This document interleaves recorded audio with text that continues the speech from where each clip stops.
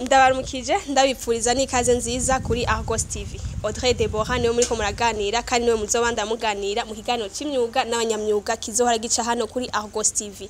Muri ico kiganiro tuzogerageza kubaganiriza ku myuga itandukanye ikorerwa hano mu Burundi nkuko mubizi yuko mu myuga hariho imigwi itandukanye y'abantu. Hariho abantu bakora iyo myuga, hariho abandi bantu bakunda iyo myuga ariko batayikora. Hariho abandi bantu bayikunda batayikora ariko kandi bifuza no gukora iyo myuga.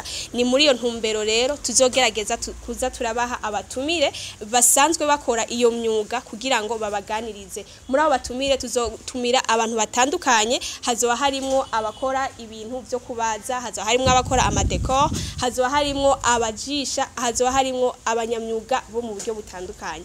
Ni kubwiyo mvo rero nabatumira mwese kuza murakurikirana igihe cyose kino kiganiro cacu kugira ngo namwebwe mwifuza kubikora mubandanye mutegwa intege mubone aho umuntu ashobora guca kandi bigenze neza tuzoza turashika no ku kivi babanyamyuga babereke ukuntu mushobora kubigenza kugira ngo mushobore gushika hahandi mwifuza. Ni kubwiyo mvo rero ndabatumiriye mwese kwamana nacu igihe cyose mudukurikirana kugira ngo mubandanye mutegwa intege kandi munezerwa cyane.